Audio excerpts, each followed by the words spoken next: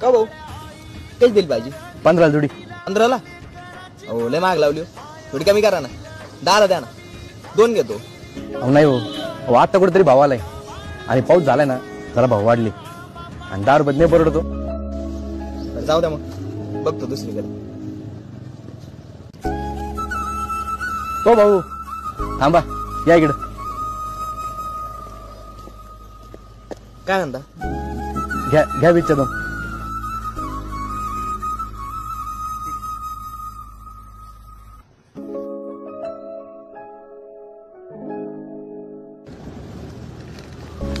हो भाऊ, अहो 30 रुपये दिले तुम्ही, हे 10 रुपये घेऊन जा.